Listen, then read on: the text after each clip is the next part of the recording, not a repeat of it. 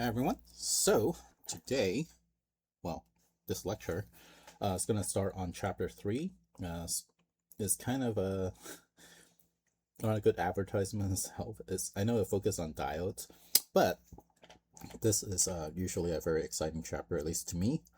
This is when we start covering semiconductors, and hopefully this is a word that you hear a lot because my phone, my computer that I'm writing on, the fact that I'm transmitting this information through the air up to my router, and then into the router it goes through some internet network, and then it comes somehow goes to the video service provider, and then somehow you guys are watching this, and hopefully in the future also is due to the fact that we have these things called semiconductors. And so what the heck are semiconductors? So we'll figure that out. But the case study we're going to use to describe that is a diode, which is the simplest semiconductor device that we have. Okay.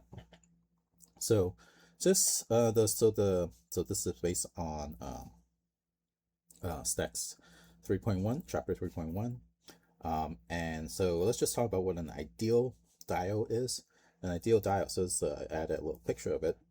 The idea of an ideal diode is that you have that has a direction to it. Okay, so current tends to flow from in this direction, and the ideal thing is that it's not allowed to flow the other way. So it's kind of like a one-way valve. Okay. So the idea is that if the anode voltage, zoom in a little bit, right, is bigger than the cathode voltage, right, then the diode acts as a short circuit, meaning it's like a wire, and therefore it'll just allow current to flow through freely. Okay, there's no impedance, ideally, right? This is known as a forward bias situation, where the current is flowing in the direction you're supposed to, but when the voltage on this side is bigger than the anode side, so anode means the positive, the cathode means the negative. When the voltage is bigger on the cathode side, and now, if it was just a wire, the current will flow the other way, but we don't want that. So a diode will stop the current from flowing. So therefore, the diagram for it is this, triangle, which indicates the direction that the current is supposed to flow on a forward bias situation, but then it has a bar on it, and therefore it stops the current flowing if it's going the wrong way. That's an ideal diode. We actually never get this in real life, but we'll see how this we can use semiconductor to create something that's very similar, and we can customize it so that it's pretty close to what we want. Okay. So in some schematic, you may actually also see a diode noted like this, where it's just a box with an extra bar on the right. So the extra bar is the direction that's supposed to stop the current from entering. It's like a wall. Okay, so the current will actually flow this way in this diode. Okay, so unlike resistor, capacitors, inductor, diodes do not obey Ohm's law. So we cannot apply even the super Ohm's law to it, unfortunately. But we're going to see how we can use this, where the manufacturer of the diode actually customizes it so it has a constant voltage drop across it. So it's actually even an easier device to work with, and also easier to break. These are known as non-linear device, and we're going to start using them more and more. Okay. So some historical perspective on this. Before there were semiconductors, you are able to make diodes out of glass tubes. These are known as vacuum tubes. So if this word sounds familiar to you, then you already know what I'm talking about. And this is how computers were made before the 1950s. I think in the 1950s when the first semiconductor transistor was created by the group at Bell. Forgot all their names. I should know their names. One of them is Bardeen. Shockley is another one. BCS. It's a C. There's a person named C. So I'm sorry if you are related to that person. I don't remember your name. Okay. Anyway, so before 1950s, the way that these diodes are made is using a glass tube. And this is inside the glass tube is actually vacuum, just similar to a light bulb actually. And then you have a little heating coil inside. And then when you heat up this little coil, the electron outgasses from it. Okay, just kind of like boiling water. Instead of boiling water, you're boiling electrons. Okay, and these electrons are in the middle here, and there's a cathode in this layer. I'll do that in red. Okay, right, let's just look at one side. And then there's an anode, right? Remember the anode, oops, the anode is through the grid, sorry. After the grid, okay, this gray thing. Okay, so that's the positive side. The cathode, right, is the negative part. So you can start to already see that, oh, well, the electrons boiling off this heat coil, right, is going to give you a bunch of negative charge near the cathode already. Okay. Okay. So that's physically what they look like. So schematically, what happens that when you apply the heat to it, right, you run a current through this little light bulb, you're gonna get a bunch of little electrons that's being emitted here. Okay. So what happened is that, oops, if you bias this, let's do this black, right? If you bias this, right, where you have an electric field going through this electric field will be able to pull these electrons onto the anode, and then you have a current going this way because these are electrons, so the current flows the opposite direction that the electrons are flowing. Okay, and that gives you a way to have current flowing one way, but you know, since all these electrons here, if you bias it the other way, where you have the electric field flowing the other direction, right? So this is forward bias. Let's just even call it that. I should have another copy of this picture. Maybe I can do that right now. Okay, copy, paste. Let's move that over. If this was reverse bias, right, the electric field flows is the other way, and now the electric field is actually pushing the little red electrons down to here, right? Okay, and then now no current flows because you're actually pushing the electrons away as opposed to pulling them towards the anode. So hopefully that you know, sounds like what we want as a diode, right? So we allow current to flow one way but not the other way, which is sort of neat. Okay, but these devices are fairly large. I wish I had one actually. It's actually in my office.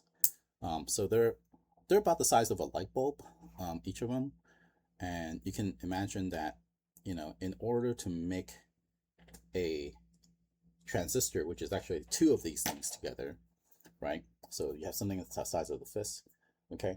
That allows you to basically store 1 bit of information. You may need 2, approximately 1 bit of information. And then if you want to make a, let's say, store 1,000 bits, you need 1,000 of these, so that's already size of a big box, right? If you want to store like a gigabit, that'll be the size of a house. If you want to store a terabyte of data, then you might use up all the light bulbs on the planet, right? So you can see how this scaling is very difficult because these vacuum tubes are fairly large, and not only large but also very power consuming because you have this heater going on all the time that's heating things up, and then so eventually you're just gonna melt the entire room down, and then that's not gonna work for you, right? So that's why we move on since the 1950s. In fact, I'm just gonna look up the BCM, the who Bardeen, Shockley,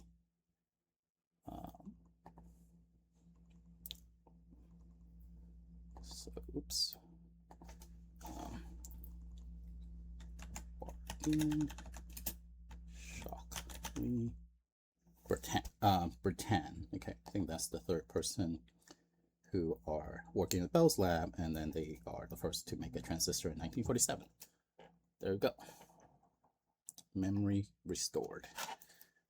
Okay, so this is where they started building. I mean, semiconductor diodes are actually people start using it in the early 19th century before them, but Bardeen, Shockley, and Bertin actually put them together as a transistor, which is what we're going to cover in the next chapter. Okay, but let's review conductors, insulators first, so that this is fresh in people's head. Okay, so what is an insulator? Insulator, so you have an atom, right? The atom has some electron. Let's mix the electron blue, right? And they're kind of like whizzing around. So let's say this is a carbon, so which has 6 electrons around. They're just kind of whizzing around the atom. Okay, and you have a plus 6 protons in the middle that's binding it together. So the whole thing is neutral. So these electrons are tightly bound to the nucleus, and therefore, right, if I was to maybe, shake this atom around or excite it with some photon, let's say, with light, right, those electrons stays put. They don't go off and fly everywhere. Okay, but let's say I have a gold atom. Actually, don't know. I think gold is like 84 or something like that. Don't quote me on that. Whatever atom has 84 protons in there. Okay, and now these electrons, right? There's many more of them. And in fact, they're gonna orbit around the nucleus much further out. Okay, further and further out. In fact, very far out. Okay, what happened is that these are loosely bound to the nucleus. Okay, and then when you excite it with a photon, this electron just come flying out. Okay, so sorry, I actually started talking about conductors. Okay, so that's why when you have a clump of carbon, which is you'll find that as graphite, diamond, just coal. If you find coal, a lump of coal, that's basically mostly carbon. That's gonna be an insulator. You put you put a battery across it, you're not gonna get current.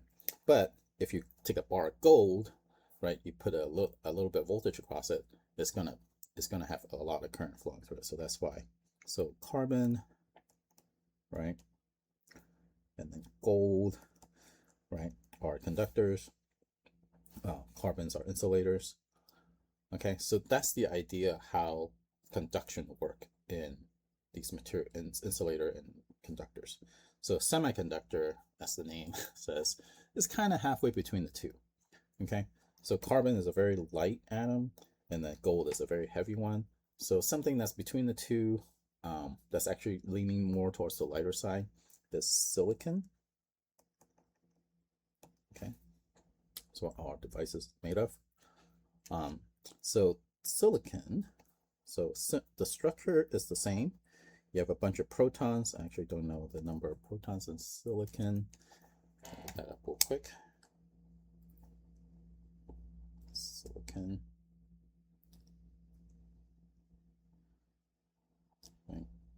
14. There's 14 protons, right, and 14 electrons around it, right. This one in the inner, and then it goes to two circular, and then 4 polar ones, and then go on like that. So there's some that are slightly above it. So when a photon hits it, right, if this photon is low energy, which is stuff you see around here, right, nothing happens, right? The photon cannot actually go through. That's why glass is actually transparent. But if you have a high energy photons, then it can actually, well, let's try to get the least energy one. Then you can actually excite this. Okay, so it's kind of like halfway between conductor and insulator. Okay, so in this way, it's almost a conductor, but not very conductive. Meaning, if you put a 10-volt bias across a block of silicon, maybe you get like nano amps of current, as opposed to where if you put it on gold, you actually just max out the current, you get like infinite current. But if you put it around diamond, you get no current. Okay, so you get a little bit of current, a little bit conductive. Let's just write that. I can go back to here.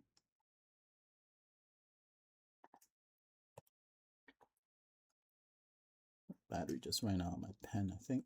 So my paw somehow fixed it. It's a little bit conductive. Okay, so that's why it's called semiconductors. So next, we're going to talk about how we can customize how conductive it is and actually what is being conducted. Okay, because you can make conduction happen through electron, which is most of the time, but then you can actually make these things called holes, which are positive charge, but what's actually moving is still the electron filling those holes. And hopefully this video will actually help you understand that. So there's actually a really good animation. So unfortunately, I don't have the skill to make these type of animation, right? It's a 6-minute video. It actually goes from semiconductors to diodes, and then also talk about transistor. You can ignore the transistor part if you want. So after you understand diode, you can stop the video if you want. But what I want you guys to do is actually watch this video by subbing civil engineering on how transistor works. So just search for that on YouTube. The link is here. I don't know if you can actually type all these letters. You can skip the ampersand T. That's just, I was 17 seconds in. Yeah, so for those who are in the class, there's a link on it on Canvas also. So it should start with something like this. Okay. So after you watch that video, then come back and watch this one. Okay. Right. Okay. So since you watched that video, welcome back. So in the video, they talk about P-type and N-type semiconductors. And I really want to emphasize that these are neutral objects by themselves. If I just take a block of P-type semiconductor, right, I measure the amount of charge on it, there's no charge. I take a block of N-type semiconductor, I measure the amount of charge on it, there's no net charge on it. So there's the equal number of electrons and protons on both of these. Okay, this is something that the book is not super clear on. That's why I wanted you guys to watch that video, and I'm going to describe it a little bit with a little caveat every time we talk about charge.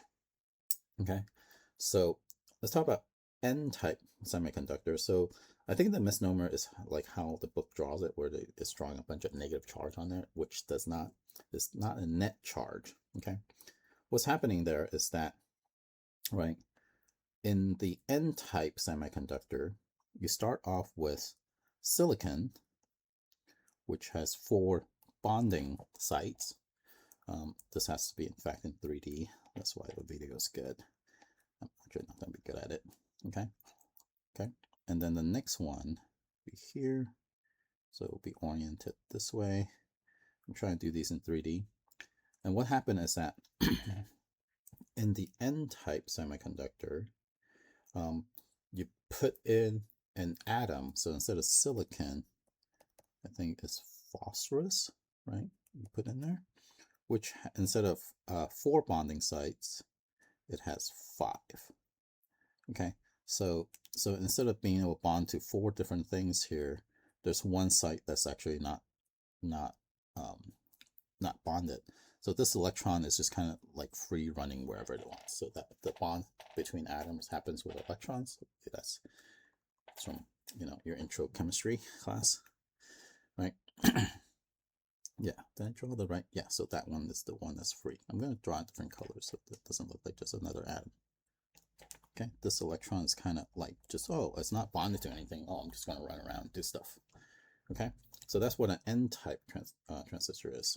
But the same, so for every one of these negative charge that are free to go, right? So I'm gonna, the ones that are kind of free to move around, I'm gonna put a little star on it just to denote that, right?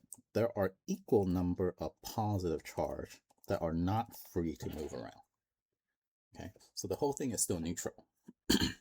for a p-type semiconductor, similarly, so instead of putting in a phosphorus in there, you put in a boron, I think. So let's see. So this is n-type, and then p-type, right? And the ratio of this doping is actually very small, right? So this one here, so leg coming out, this leg go on top, one leg this way, one leg coming out, one leg behind. You put in a boron in there, and this actually, instead of having 4 bonding site or 5 bonding site, has 3 bonding site. So that's actually an extra bonding site here that's not being used. Okay, so now since there's a bonding site that's not being used, it can actually attract the electron towards it. Okay, which is sort of neat. Okay, so that's what a p-type semiconductor does. So once again, I'm going to put a little star here. These positive signs does not indicate that there are positive charges there. It's just indicate that it's a site that is slightly that can fill, that an electron can fill in. So that's why these are called holes. Okay. So, and for every one of these positive charge, there's a negative charge, equal number of negative charge, because this actually brings in, some number of protons and some numbers of electrons that are equal to each other. So this is still neutral. Okay, I just want to emphasize that. But what happened is that when you smash them together, something really cool happens. They are no longer locally neutral anymore, which is actually kind of magical because there's no battery involved. You just smash 2 materials together and somehow charges built up on one side that are equal and opposite each other. Okay, so when you smash these together, basically put them next to each other, what happened is that the negative charge, the charges that are negative, the electron on the n-dope material, okay, I should put stars on them. Okay, and then equal number of positive charge around it. And then I'm going to put equal number of negative charge around these guys, right? And put the star on the positive also. What happened is that these electrons are just kind of running around in random direction because they are allowed to do so, right? Because they're not bonded to your particular phosphorus or silicon atom. What happened there is that this random motion allows the electrons to kind of migrate towards these holes. Because whenever even if you randomly throw a ball, right? If there's a hole in the way, right? If you're throwing a ball, some of the balls will fall into that hole. Once it falls into that hole, it gets trapped in there. Okay. Okay. And this happens. So basically, this random migration due to thermal motion allows these electrons to fill this hole. Now what happened is that then you actually develop a charge across it. Sorry, a charge between the 2 sides of your semiconductor. Okay, this is sort of neat because, right, you have a bunch of positive charges on this side, you have a bunch of negative charges on this side. Sorry, I made the same mistake. I did the opposite way. Okay, because when this migration means that you actually have a net negative charge on this side. So let's leave the rest of this alone, right? It's actually inside the depletion region. These are the mobile electrons, right? And since these electrons left their positive atom partners, right, you actually have a net positive here. A little more, right? Little stars. Okay. So, just as you learn in general physics, when you have a positive charge and a negative charge on 2 sides, you're going to have an electric field through them. And this electric field creates something called a depletion zone. That means all the holes are filled, all the electrons are used up in order for them to move. Okay, and this happens up to a certain width between them. So the entire semiconductors does not have this depletion zone. only the part that are pretty close sandwiched between them. Okay, so this is how we make a diode, because what happened is that this electric field, right? So if you have an electron on this side, let's say that's off on the side, right? It's gonna allow current to flow this way. The electron can go through the electric field because it's actually going to be accelerated through the electric field. But if you have an electron on this side, right, the electric field will oppose the electron, so it actually cannot pass through, right? And this is kind of cool because, well, then the direction of the current, the positive current, right, that's going through here, is going to go from the, does this happen? I think, yeah, the current actually flows.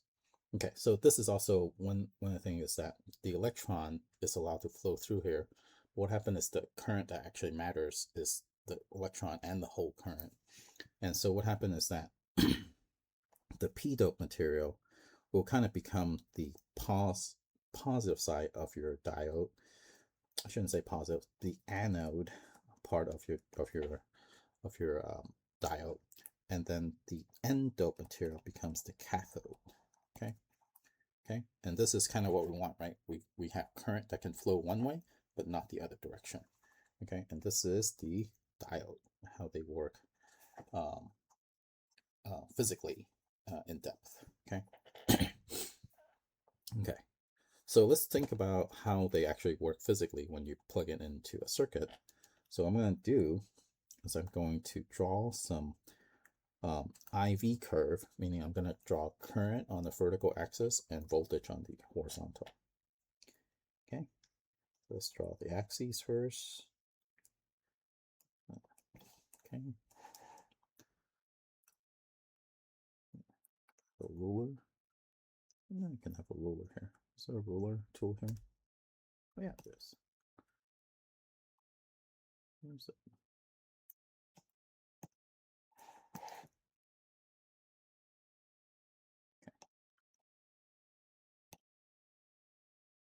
Okay, maybe no rulers. I think there's a ruler tool. Okay, anyway. All right. Okay, no rulers. I'm going to draw the x-axis on here. So this is voltage. This is I. So this is voltage bias. Okay. So what happened is that at 0 volts across the diode, you get no current. Okay, great. But as you increase the voltage, what's going to happen is that it's going to start to turn on, and then if your voltage is strong enough to overcome this electric field in your diode, it's going to turn on very quickly to infinity. Okay, right? This turn on point is the diode drop across the diode voltage, which is going to be determined by basically how much doping each of the P and N type semiconductor has, and the thickness of that depletion region that you make. Okay, so the way the diode behaves in the circuit is that no current flows until delta V. So this is V bias. Let's call this delta V then to be consistent. Okay. No current flows if delta V is less than V diode. Okay, right. There's a little caveat there. There's this thing called a leakage current, which because the fact that you have a semiconductor, there's still going to be some conduction due to the fact they are semiconductor, right? Because it's just not very conductive.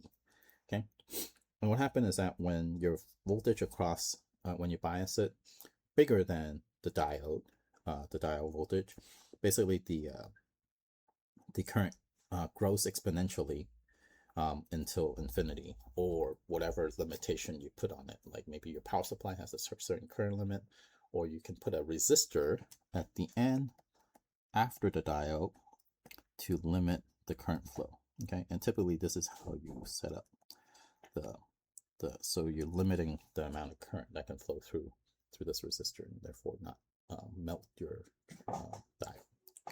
Okay, in this in-between part, as you see I drew here, it grows exponentially when the delta V across the diode is approximately what the diode voltage is. Okay, now let's talk about what happens when we negatively bias. So this is known as a forward bias. Okay, we're going to look at how it behaves when we reverse bias it. You would think that, oh, it's going to be pretty boring because reverse bias, there's nothing happening there, right?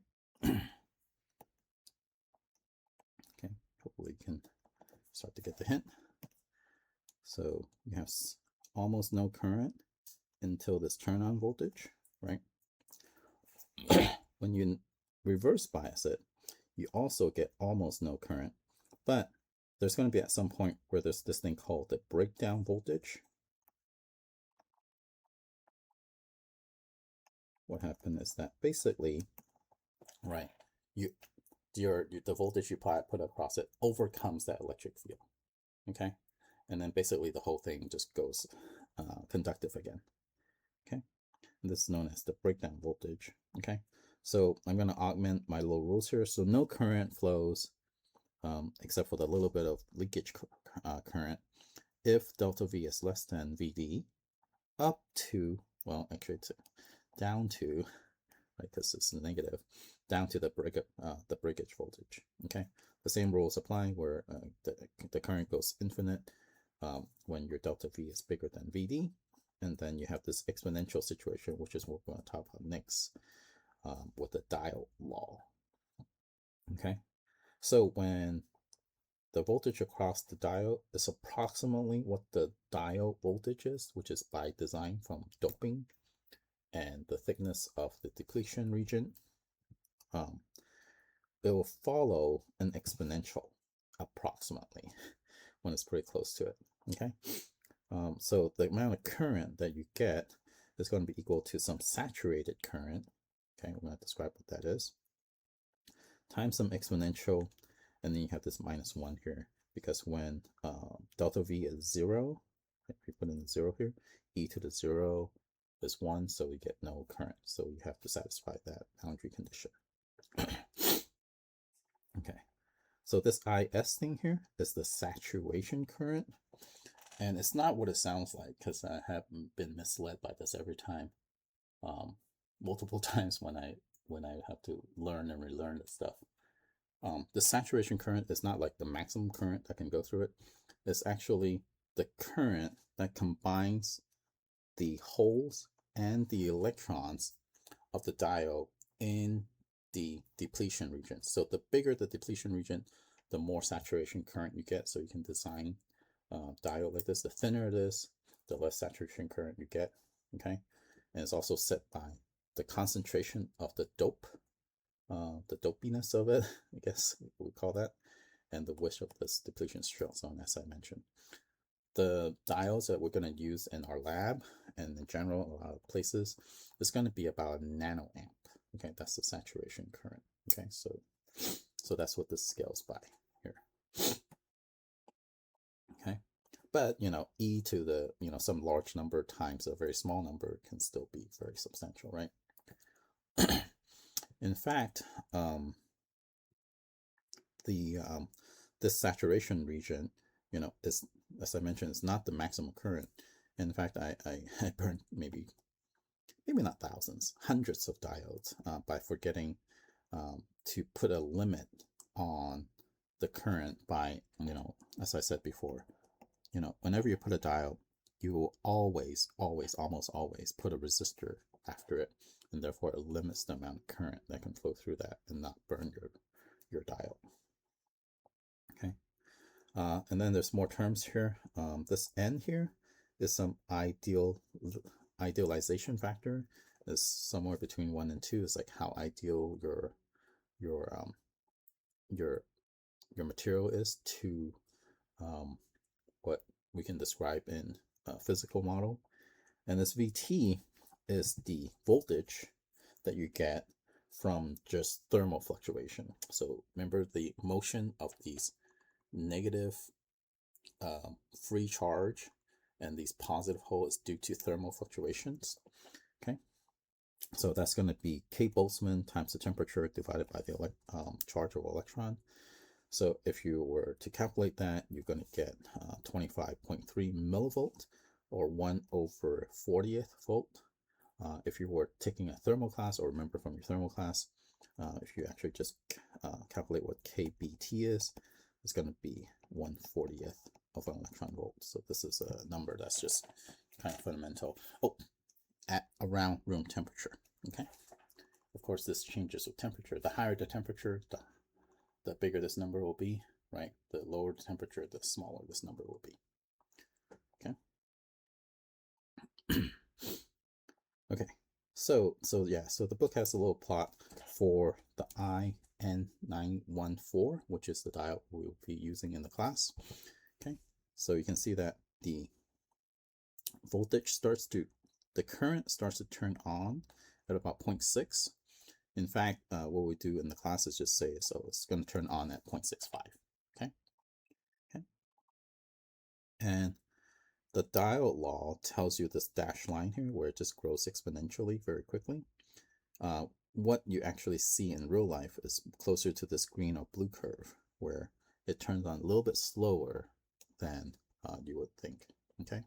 So therefore, in order for if you want, if you expect some decent amount of current, let's say you want 10 milliamp to flow through your diode, you actually have to get to the voltage difference of about 0.7 across it.